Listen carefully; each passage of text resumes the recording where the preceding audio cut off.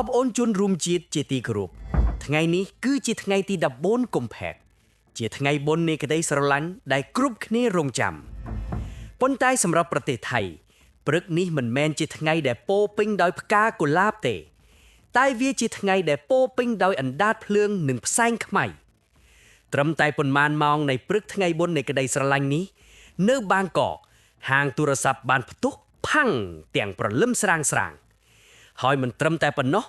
កម្មពីនេះបានចាប់ផ្ដើមតាំងពីម្សិលមិញមកម្លេះសាលារៀនឆេះឡានដឹកទំនិញคล้ายជាភ្នំភ្លើងនិងឡានហ្គាសក្រឡាប់ពេញផ្លូវប៉ុន្តែអ្វីដែលគួរឲ្យចាប់អារម្មណ៍ជាងនេះទៅទៀតនោះគឺក្នុងពេលដែលប្រទេសកំពុងវឹកវរកងទ័ពថៃបែរជាកំពុងសប្បាយចិត្តនឹងជោគជ័យដ៏ធំធេងក្នុងការជ្រើសរើសទាហានថ្មីនិងកំពុងចោះពង្រឹងកម្លាំងនៅព្រំដែនខ្មែរយើងតោះទៅតាមដានព័ត៌មានលម្អិតជាមួយខៀងបាទយើងចាប់ផ្ដើមពីព្រឹត្តិការណ៍ដែលទើបតែកើតឡើងក្តៅៗនៅព្រឹកនេះតែម្ដងនៅវេលាម៉ោង 04:59 នាទីព្រឹកគឺនៅសល់តែ1នាទីទៀតប៉ុណ្ណោះនឹងដល់ម៉ោង 5 ទៀបភ្លឺមេឃកំពុងតែស្រាងព្រះអាទិត្យនៃថ្ងៃបុណ្យនៃក្តីស្រឡាញ់ជិតរះហើយនៅត្រង់ចំណុចផ្លូវរាមខំហែងក្នុងខណ្ឌមីនប៊ូរីខណៈដែលអ្នកស្រុកស្ទើរតែទាំងអស់កំពុងលង់លាក់ក្នុងដំណេកយ៉ាងស្កប់ស្កល់ខ្លះកំពុងយល់សម្បត្តិល្អសុកភាពស្ងប់ស្ងាត់នៃពេលព្រលឹមត្រូវបានបំផ្លាញដោយសំឡេងផ្ទុះមួយយ៉ាងខ្លាំងផាំងសំឡេងនោះលាន់ឮដោយគ្រាប់បែកឬដោយរន្ទះបាញ់ចំកណ្ដាលផ្ទះកម្លាំងនៃការផ្ទុះបានធ្វើឲ្យកញ្ចក់បង្អួចនិងទ្វារផ្ទះអ្នកជិតខាងរងើនិងញ័រដូចមានរញ្ជួយដៃ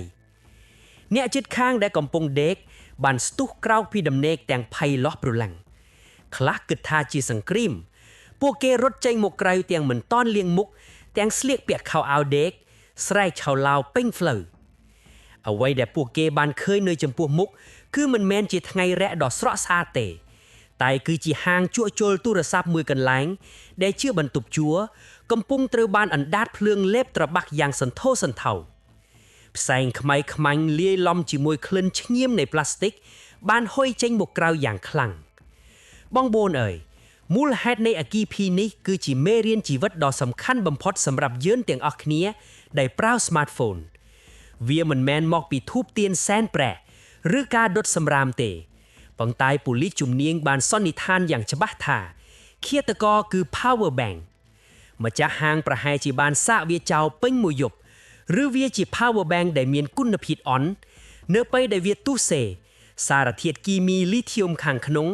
បានបង្កើតជាកម្ដៅរាប់រយអង្សាភ្លាមវាបានផ្ទុកចេញជាអណ្ដាតភ្លើងគីមីរាលដាលដល់ទូដាក់ទូរស័ព្ទដែលមានថ្មទូរស័ព្ទរាប់រយគ្រាប់ប្រេងសម្រាប់ជក់ជុលនិងប្លាស្ទិករបស់ទាំងនេះហើយជាប្រេងសាំងដ៏ល្អក្នុងមួយប្រប់ព្រេចមុខទ្រព្យសម្បត្តិក្នុងហាងគ្រឿងអេឡិចត្រូនិកទំនើបត្រូវបានភ្លើងឆេះរលាយคล้ายចេកំតិចទ្រូនទោះបីជាផ្ទៃដីឆេះមានទំហំតូចតែតម្លៃនៃការខូចខាតគឺមិនតិចទេហើយវាបានបន្សល់ទុកនូវភាពភ័យខ្លាចដល់អ្នករស់នៅពេញមួយច្រកផ្លូវនៅថ្ងៃបុណ្យនេះមិនទាន់ចាប់ទេបងប្អូនងាកទៅមើលទីក្រុងទេសចរដ៏ល្បីល្បាញហួហ៊ីនឯណោះវិញនៅម៉ោង 3:20 នាទីទៀបភ្លឺក្នុងតំបន់នងហៀងភូមិគ្រឹះដ៏ស្កឹមស្កាយមួយដែលជាក្តីស្រមៃរបស់មនុស្សជាច្រើនហើយជាកន្លែងស្នាក់នៅរបស់ជនបរទេសបានប្រែក្លាយទៅជាអន្ទាក់ភ្លើងយ៉ាងគួរឲ្យរន្ធត់បងប្អូនស្រមៃមើលជនរងគ្រោះគឺជាស្ត្រីជនជាតិស៊ុយអែតម្នាក់គាត់មានអាយុដល់ទៅ68ឆ្នាំហើយគាត់កំពុងសម្រានលក់ម្នាក់ឯងក្នុងបន្ទប់នៃផ្ទះដ៏ធំទូលាយលុះនៅខាងក្រៅគឺភាពងងឹតស្លុបសុកផ្សែងខ្មៅដ៏ក្រាស់ឃ្មឹកបានជ្រាបចូលតាមចន្លោះទ្វារហុយចូលពេញបន្ទប់របស់គាត់ភ្ញាក់ឡើងទាំងថប់ដង្ហើមក្អកផងភ្នែកផ្សាផងពេលគាត់បើកភ្នែកមកគាត់មើលអ្វីមិនឃើញទេក្រៅពីផ្សែងនិងពន្លឺភ្លើងពណ៌ក្រហមឆ្អៃដែលកំពុងឆេះនៅខាងក្រៅបន្ទប់គាត់ព្យាយាមរកផ្លូវចេញតែផ្សែងពុលបានចូលទៅក្នុងសួតធ្វើឲ្យគាត់ទន់ដៃទន់ជើងស្ទើរតែបាត់បង់ស្មារតីគាត់ជាប់នៅក្នុងនោះដូចជាប់ក្នុងគុកភ្លើងសំណាងល្អដែលអ្នកជិតខាងបានទូរស័ព្ទហៅជំនួយទាន់ពេលក្រុមសង្គ្រោះនិងឡានពេទ្យលេខទី នៃមជ្ឈមណ្ឌលពេជ្ជការសេមបានសម្រុកចូលទៅជួយទាំងប្រថុយប្រឋានពួកគេបានវាយបំបែកទ្វារចូលទៅទាញយកខ្លួនគាត់ចេញមកក្រៅពេលចេញមកដល់គាត់ស្ថិតក្នុងសភាពតក់ស្លុតយ៉ាងខ្លាំងរាងកាយមានរបួសមុខប្រឡាក់ពេញដោយធ្យូងនិងដកដង្ហើមស្ទើរមិនរួចក្រុមគ្រូពេទ្យត្រូវផ្ដល់អុកស៊ីហ្សែនភ្លាមដើម្បីសង្គ្រោះជីវិតនេះគឺជាកាដូថ្ងៃបុណ្យនៃក្តីស្រឡាញ់ដ៏អាក្រក់បំផុតដែលគាត់នឹងមិនអាចបំភ្លេចបានអស់មួយជីវិតមិនទាន់អស់ទេបងប្អូនកម្មពីនេះវាបានចាប់ផ្ដើមតាំងពីម្សិលមិញមកម្ល៉េះគឺចំថ្ងៃសុក្រទី13ដែលជាថ្ងៃគេជឿថាជាថ្ងៃខ្មោយលងឬថ្ងៃដែលទ្វារនរកបើកចំហហើយពិតមែននៅខេត្តនគរភ្នំសាលារៀនដ៏ល្បីឈ្មោះមួយគឺនគរភ្នំវិទ្យាឃុំបានក្លាយជាគោលដៅវាយប្រហាររបស់មច្ចុរាជនៅវេលាម៉ោងរសៀលខណៈដែលសិស្សានុសិស្សកំពុងអង្គុយរៀនយ៉ាងស្ងៀមស្ងាត់ខ្លះកំពុងអានសៀវភៅខ្លះកំពុងកត់ត្រាសុកសំឡេងកណ្ដឹងអាសន្នបានបន្លឺឡើងយ៉ាងទ្រហឹងអើងកងអាឡាំងនេះមិនមែនជាការហាត់សមទេសិស្សានុសិស្សនិងលោកគ្រូអ្នកគ្រូសរុបជិត 2000 នាក់បានបោះបង់ចោលសៀវភៅប៊ិចនិងកាបូបរត់សម្រុកចេញពីអគារសិក្សាដោយទឹកបាក់ទំនប់សំឡេងស្រែកយំសំឡេងហៅគ្នានិងសំឡេងរត់ជាន់ជើងគ្នាបានធ្វើឲ្យបរិវេណសាលាទាំងមូលคล้ายជាកន្លែងចលាចលមូលហេតុពិតប្រាកដបានកើតឡើងនៅបន្ទប់តន្ត្រីសាកលដែលស្ថិតនៅជាន់ទី1នៃអគារ9សាក្សីសំខាន់គឺសិស្សស្រីម្នាក់ឈ្មោះយុវតីសុឆយានាងបានរៀបរាប់តាំងដៃញ័រថាពេលនោះពួកខ្ញុំកំពុងអង្គុយរៀនសុកខ្ញុំបានឃើញផ្កាភ្លើងផ្ទុះឆេតចេញពីព្រីភ្លើងចាស់មួយដែលនៅជាប់នឹងតុរបស់លោកគ្រូគ្រាន់តែឃើញភ្លាមនាងបានស្រែកប្រាប់លោកគ្រូរ៉ាឆេនដែលជាគ្រូតន្ត្រីភ្លាមប៉ុន្តែល្បឿននៃភ្លើងគឺលឿនជាងល្បឿនមនុស្សដោយសារតែក្នុងបន្ទប់តន្ត្រីគេបាំងបិទអេប៉ុងការពារសំឡេងនៅពេញជញ្ជាំងអេប៉ុងទាំងនោះគឺជាចំណីដ៏ឆ្ងាញ់ពិសារបស់ភ្លើងគ្រាន់តែផ្កាភ្លើងប៉ះព្រឹបភ្លើងបានរត់តាមជញ្ជាំងដោយសត្វពណ៌ហើយឆាបឆេះរាវដាលទៅដោយព្យ៉ាណូហ្គីតានិងស្គរដែលធ្វើពីឈើនិងជ័រ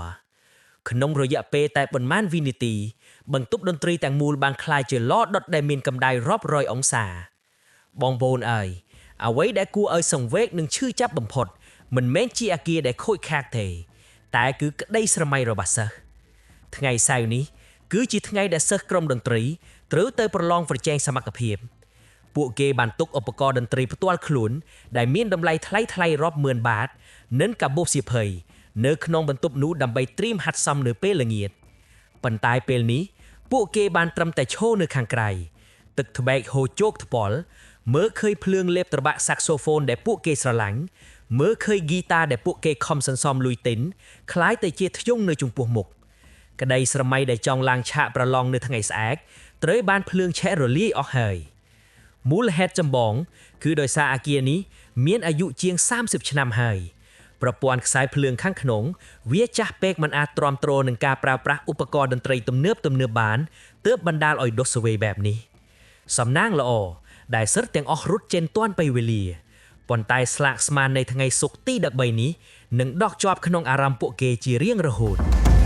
បងប្អូនជនរួមជាតិព្រោះថាថ្ងៃសុក្រទី13មិនទាន់បញ្ចប់ត្រឹមសាលារៀនទេមច្ចុរាជបានផ្លាស់ទីចេញពីសាលារៀនមកកាន់ដងផ្លូវជាតិវិញម្ដងហើយលើកនេះវាមកក្នុងរូបភាពដែលគួរឲ្យខ្លាចបំផុតដែលអ្នកបើកបរគ្រប់រូបមិនចង់ជួបនៅរសៀលថ្ងៃដដែលក្រោមកម្ដៅថ្ងៃដ៏ក្តៅគគុកជាង40អង្សានៅលើផ្លូវជាតិលេខ101ក្នុងខេត្តសុខូថៃឡានដឹកអំពៅខ្នាតយក្សមួយគ្រឿងកំពុងដឹកអំពៅស្ងួតខ្ពស់ដូចភ្នំសុកដោយសារតែកម្ដៅថ្ងៃក្តៅពេកឬប្រហែលជាមានអ្នកដំណើរដែលខ្វះការទទួលខុសត្រូវបោះកន្ទុយបារីចូលទៅក្នុងគំនរអំពៅគ្រាន់តែត្រូវខ្យល់បក់អំពៅស្ងួតរាប់តោននៅផ្នែកខាងក្រោយបានឆាបឆេះព្រឹបឡើងយ៉ាងលឿនដូចរន្ទះក្នុងមួយប៉ព្រិចភ្នែកឡានដឹកទំនិញនោះបានប្រែคล้ายទៅជាភ្នំភ្លើងចល័តឬរថភ្លើងនរកបងប្អូនស្រមៃមើលឡានមួយទាំងមូលដែលកំពុងឆែកសន្ធោសន្ធៅអណ្ដាតភ្លើងខ្ពស់ជាងចុងឈើបានបែបកាត់មុខអ្នកស្រុកនិងអ្នកធ្វើដំណើរផ្សេងទៀតផ្សែងខ្មៅនិងផៃអំពៅបានហុយខ្មួលខ្មាញ់បាំងផ្លូវជាតិជិតឈឹងងងឹតស្លុបដោយពេលយប់ អ្នកបើកបរឡានផ្សេងទៀតដែលនៅពីក្រោយភ័យលាស់ព្រលឹងពួកគេត្រូវជន់ហ្វ្រាំងងក់រហូតដល់ឡានខ្លះបង្វើកង់អ្នកខ្លះត្រូវដាក់លេខថយក្រោយយ៉ាងលឿនព្រោះខ្លាចឡានអំពៅនោះផ្ទុះធុងសាំងដាក់ពួកគេក្រុមពន្លត់អគ្គីភីមកពី4ឃុំត្រូវប្រើពេលរាប់ម៉ោងបាញ់ទឹកតទល់នឹងភ្នំភ្លើងនេះទើបអាចគ្រប់គ្រងស្ថានភាពបានហើយរឿងដែលព្រឺក្បាលបំផុតរឿងដែលធ្វើឲ្យអ្នកស្រុកឆៃប្រការដេកមិនលក់នោះគឺឡានដឹកធុងហ្គាសរាប់សិបធុងបានជួបគ្រោះថ្នាក់នៅកណ្ដាលផ្លូវមូលហេតុសង្ស័យថាបែកកង់ឬកិច្ចឧបសគ្គធ្វើឲ្យឡាននោះបាត់បង់លំនឹងរេពេញផ្លូវហើយក្រឡាប់ផ្ងាជើងឡើងលើមេឃក្រាំងសន្ទុះនៃការបុកទង្គិចបានធ្វើឲ្យទ្វារត្រង់ឡានរបើកធុងហ្គាសពណ៌ខៀវនិងបៃតងរាប់សិបធុងដែលពោពេញដោយហ្គាសងាយឆេះបានខ្ទាតចេញមុខក្រៃរមៀលពេញថ្នល់ដោយក្របឃ្លីខ្លះបោកផ្ទប់នឹងថ្នល់លាន់សូក្ដែងញាក់ស្រុកដែលនៅក្បែរនោះនិយាយទាំងទឹកមុខស្លេកស្លាំងនឹងញ័រមាត់ថាព្រះអើយខ្ញុំស្មានតែក្របបែកផ្ទុះពេលឃើញធុងហ្គាសរមៀលមកមុខផ្ទះពួកខ្ញុំរត់ចូលផ្ទះបិទទ្វារជិតឈឹងខ្ញុំស្ទុះទៅ3កូនរត់ទៅក្រោយផ្ទះព្រោះខ្លាចវាផ្ទុះរលាយភូមិស្ថានភាពពេលនោះគឺតានតឹងបំផុតគ្រាន់តែមានផ្កាភ្លើងតែមួយឬមានអ្នកជក់បារីតែម្នាក់នៅក្បែរនោះធុងហ្គាសរាប់សិបនោះនឹងផ្ទុះคล้ายទៅជាវាលពិឃាតភ្លាមប៉ូលីសត្រូវបិទភ្លើងជាបន្ទាន់ហាមដាច់ខាតមិនឲ្យមានភ្លើងឬបារីនៅកំរង្វង់500ម៉ែត្រសំណាងល្អដែលមិនមានការផ្ទុះប៉ុន្តែវាគឺជាថ្ងៃសុក្រទី13ដែលពោពេញដោយគ្រោះថ្នាក់និងភាពភ័យខ្លាចយ៉ាងពិតប្រាកដខណៈដែលផ្ទៃប្រទេសកំពុងឆែកទាំងម្សិលមិញនឹងថៃនេះយើងសង្កេតឃើញថាកងទ័ពថៃមិនបាននៅស្ងៀមទេពួកគេកំពុងមានចលនាយ៉ាងសកម្មនៅពីចំណុចសំខាន់នៅថ្ងៃនេះមេបញ្ជាការកងទ័ពជើងគោកថៃគឺមេធំគឺលោកនាយេឧត្តមសេនីយ៍ផាណាក្លែវផ្លត់ធុកបានជិះឧត្តមភាគចក្រចុះមកដល់តំបន់ភាគឥសានជាបន្ទាន់គោលដៅសំខាន់គឺខេត្តស៊ីសាកែតជាប់ខេត្តព្រះវិហាររបស់យើងមូលហេតុគឺដើម្បីសួរសុខទុក្ខទាហានម្នាក់ឈ្មោះប៉ារិវត្តមីម៉ាណាទាហានរូបនេះទើបតែជួបគ្រោះអកុសលកាលពីថ្ងៃទី14កុម្ភៈគឺគាត់បានជួនមីនខណៈពេលកំពុងដើរល្បាតការពារព្រំដែនសំឡេងផ្ទុះបានធ្វើឲ្យជើងរបស់គាត់រងរបួសយ៉ាងធ្ងន់ធ្ងរការដែលមេបញ្ជាការធំបំផុតរបស់កងទ័ពហ៊ានចក់មកដល់មន្ទីរពេទ្យសុរិន្ទដើម្បីសួរសុខទុក្ខទាហានតូចតាចម្នាក់វាគឺជាសារនយោបាយ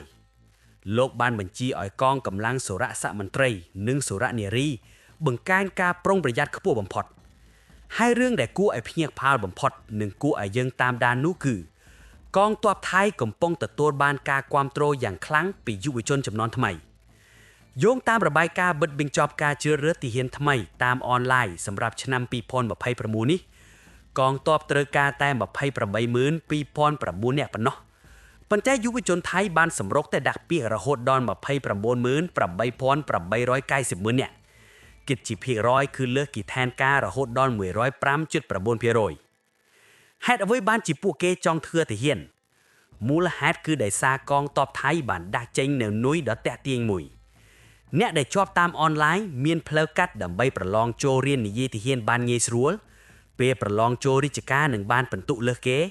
ព្យាបាលជំងឺឥតគិតថ្លៃនិងមានប្រាក់ខែខ្ពស់នេះគឺជាយុទ្ធសាស្ត្រកសាងរបងការពារជាតិដែលជោគជ័យបំផុតរបស់ពួកគេការដែលមានយុវជនស្ម័គ្រចិត្តចូលទ័ពច្រើនបែបនេះបង្ហាញថាស្មារតីជាតិនិយមនិងកម្លាំងយោធារបស់ថៃកំពុងតែរឹងមាំឡើងពីមួយថ្ងៃទៅមួយថ្ងៃយើងជាអ្នកជិតខាងត្រូវតែតាមដានស្ថានភាពនេះឲ្យបានជាប់លាប់បងប្អូនជនរួមជាតិព្រឹត្តិការណ៍ទាំងនេះបង្ហាញឲ្យឃើញថាប្រទេសថៃកំពុងប្រឈមមុខនឹងបញ្ហាពីរក្នុងពេលតែមួយម្ខាងគឺគ្រោះមហន្តរាយក្នុងស្រុកដែលកើតឡើងមិនលាស់ថ្ងៃសូម្បីតែថ្ងៃបុណ្យនៃក្តីស្រឡាញ់